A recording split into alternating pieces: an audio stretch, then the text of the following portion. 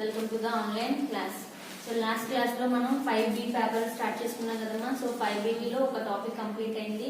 So screening అనేది last class లో చెప్పడం జరిగింది. And the next class is industrial important micro organisms. So industrial important micro organisms. So micro organisms are play ఈ role in industrial. So industrial పరంగా micro organisms అనేవి చాలా important అన్నమాట for the production. So industrial microbiology is one of the branch in microbiology. So industrial microbiology అనేది ఒక microbiology ఒక department లో ఒక బ్రాంచ్ కింద మనం అబ్జర్వ్ చేస్తాం. So microbes are very important. So large number of micro organisms are used in the large scale productions.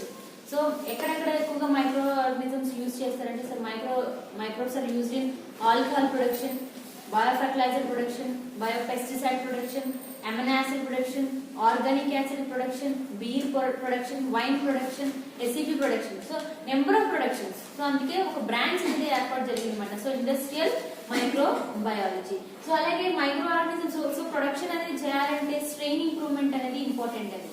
So ఇప్పుడు corona virus అనేది స్టార్ట్ అయింది. సో కరోనా నుంచి న్యూ స్ట్రెయిన్ అనేది ఫామ్ అయిందని చెప్తారు. అంటే దాని యొక్క జెనెటికల్ మోడిఫికేషన్స్ కానీ దాని యొక్క క్యారెక్టరిస్టిక్స్ కానీ మార్చుకొని ఇంకొక స్ట్రెయిన్ అనేది వచ్చేసింది. కరోనా వైరస్ నుంచి ఇంకొక స్ట్రెయిన్ ఫామ్ అయింది. అలాగే ఒక మైక్రోబ్. సో మైక్రోబ్స్ అనేవి యూస్ఫుల్ గా ఉంటాయి, హార్మ్ఫుల్ గా కూడా ఉంటాయి అన్నమాట. సో హార్మ్ఫుల్ గా ఉన్న మైక్రో ఆర్గానిజమ్స్ కనుక తీసుకొని దానికి ఒక విరులెంట్ క్యారెక్టర్స్ ఉంటాయి. సో హార్మ్ కలిగించే క్యారెక్టర్స్. సో ఆ విరులెంట్ క్యారెక్టర్స్ కనుక రిమూవ్ చేస్తే అది ఎవిరులెంట్ స్ట్రెయిన్ అయిపోతుంది. అలాగే మైక్రోబ్స్ అన్నిటి కూడా స్ట్రెయిన్ ఇంప్రూవ్మెంట్ అనేది చేయాలి. సో స్ట్రెయిన్ ఇంప్రూవ్మెంట్ చేయాలంటే some of the strain improvement culture collection centres ఉన్నాయమ్మా. సో ఆ కల్చర్ కలెక్షన్ సెంటర్స్ ఏంటి అంటే ATCC.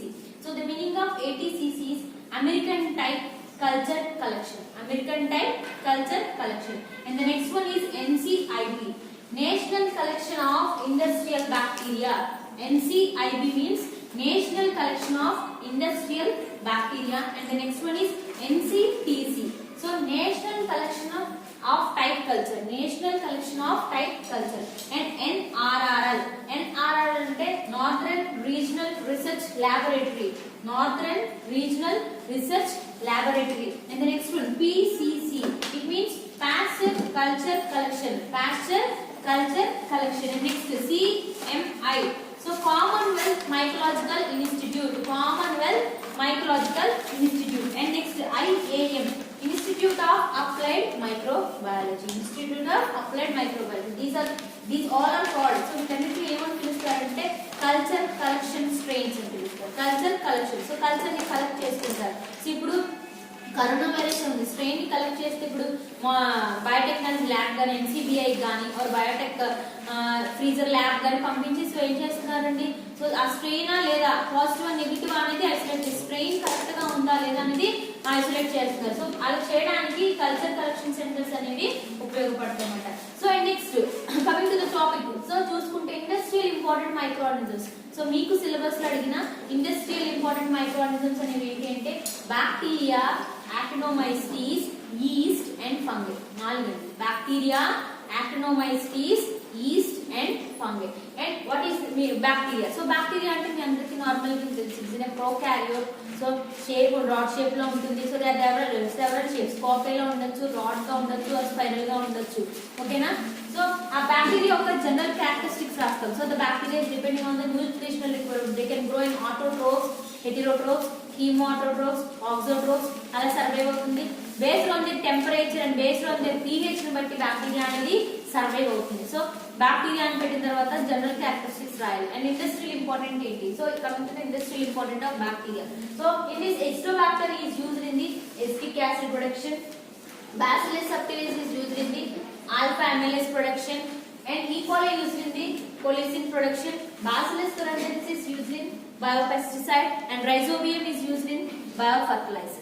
ఓకేనండి? సో అలా బ్యాక్టీరియా దాని యొక్క ఇండస్ట్రియల్ ఇంపార్టెంట్ మీరు రాయాల్సి ఉంటుంది. ఫస్ట్ ఆఫ్ ఆల్ బ్యాక్టీరియా యొక్క ఇంట్రొడక్షన్, ఒక బ్యాక్టీరియా యొక్క జనరల్ క్యారెక్టరిస్టిక్స్ రాసిన తర్వాత దాని ఇండస్ట్రియల్ ఇంపార్టెంట్ మీరు రాయాల్సి ఉంటుంది. And next coming to the actinomycetes. So actinomycetes is in a gram positive bacteria. So it is in bacteria and just like A fungi అని చెప్తారు. అదేంటి మరి బ్యాక్టీరియా అంటున్నాము, మరి ఫంగై అని ఎలా చెప్తాం? ఎందుకంటే దే ప్రొడ్యూస్ హైఫే ఫామ్ చేసుకుంటుంది. అండ్ కమింగ్ దాని యొక్క బ్యాక్టీరియల్ సెల్ కనుక చూస్తే పెప్టోగ్లైకాన్ లేయర్ లో మనకి నాగ్ అనేవి ఉంటాయి కదమ్మా. సో నాగ్ దాని యొక్క బ్యాక్ బోన్ ఏమవుతుంది అంటే వేరే ఒక కెమికల్ కాంపౌండ్ తో రిప్లేస్ అయి ఉంటుంది కాబట్టి అలాగే ఇది హైఫెన్ ప్రొడ్యూస్ చేసుకుంటుంది కాబట్టి it belongs to the both bacteria and fungi. So coming to the industrial important కనుక చూసుకుంటే యాక్టినోమైసిస్ స్ట్రెప్టోమైసిస్ గ్రీషియస్ ని యాంటీ ఫంగల్ ఏజెంట్ ప్రొడక్షన్ లో ఉపయోగిస్తారు. అండ్ స్ట్రెప్టోమైసిస్ రెమోసోసస్ యాంటీ బ్యాక్టీరియల్ ఏజెంట్స్ కి ఉపయోగిస్తారు. స్ట్రెప్టోమైసిస్ గ్రీషియస్ అనేది యాంటీ ఫంగల్ ఏజెంట్స్ కి అండ్ స్ట్రెప్టోమైసిస్ రెమోసోసస్ అనేది యాంటీ బ్యాక్టీరియల్ కి ఉపయోగిస్తారు అన్నమాట. అండ్ నెక్స్ట్ ఈస్ట్ అండి, ఓకేనా, ఈస్ట్ అమ్మా. So yeast is a eukaryotic and oval shape లో ఉంటుంది, ఒక స్పెరికల్ షేప్ లో అనేది కలిగి ఉంటుంది. సో ఈస్ట్ అనేది మనకి నార్మల్ గా బ్యాకర్స్ ఈస్ట్ కింద ఉపయోగిస్తారు. అండ్ నెక్స్ట్ ఈస్ట్ మన వీటి యొక్క నేచర్ కూడా రాయాల్సి ఉంటుందండి. So bacteria is present in air లో ఉంటుంది, వాటర్ లో ఉంటుంది, సాయిల్ లో ఉంటుంది. అలాగే actinomyces is mainly present in soil లో ఉంటుంది. అలాగే ఈస్ట్ అనేది ఎక్కడ ఉంటుంది, దాని యొక్క నేచర్ అనేది కూడా మీరు రాయాల్సి ఉంటుంది. Next go to the fungi చూసుకుంటే అండ్ ఫంగై ఇండస్ట్రియల్ ఇంపార్టెంట్ అనేది ఏంటంటే Aspergillus niger it is used in the citric acid production, Penicillium chrysogenum penicillin production, and Rhizopus nigricans fumaric acid production, and Penicillium roqueforti it is used in cheese production. So fungi యొక్క general characteristics, so fungi filament ని form చేసుకుంటుంది, దానికి hyphae produce అవుతుంది, sexual reproduction జరుగుతుంది, sexual reproduction జరుగుతుంది, దాని యొక్క size అనేది రాయాల్సి.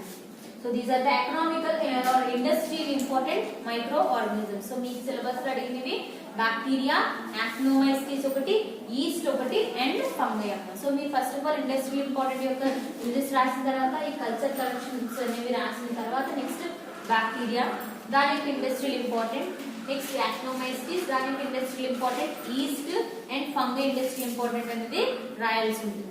సో లాస్ట్ క్లాస్ లో స్క్రీనింగ్ అనేది చెప్పడం జరిగింది. అండ్ నెక్స్ట్ స్క్రీనింగ్ అనేది ఎలా చేస్తారు, సో ఈ ఇండస్ట్రియల్ మైక్రో ఆర్గానిజమ్స్ ని స్క్రీనింగ్ చేయాలి. సో స్క్రీనింగ్ అయిన తర్వాత నెక్స్ట్ ఏం చేయాలి, స్ట్రెయిన్ ఇంప్రూవ్మెంట్ అవుతుంది. స్ట్రెయిన్ ఇంప్రూవ్మెంట్ అయిపోయిన తర్వాత ఆ మైక్రో ఆర్గానిజం ని ప్రొడక్షన్ లో యూజ్ చేసుకుంటారు. ఓకేనండి, complete class about the industrial important micro organisms. So మీకు ఆ యూనిట్ లో 3 క్వశ్చన్స్ ఉంటాయి, ఒకటి స్క్రీనింగ్, ఇంకొకటి ఇండస్ట్రియల్ ఇంపార్టెంట్ మైక్రో ఆర్గానిజం, ఇంకొకటి స్ట్రెయిన్ ఇంప్రూవ్మెంట్. సో ఒకటి స్క్రీనింగ్ లాస్ట్ క్లాస్ లో చెప్పాను. సో ఈ రోజు industrial important micro organism and next class strain improvement చెప్తాను. ఓకేనండి, థ్యాంక్ యూ స్టూడెంట్స్.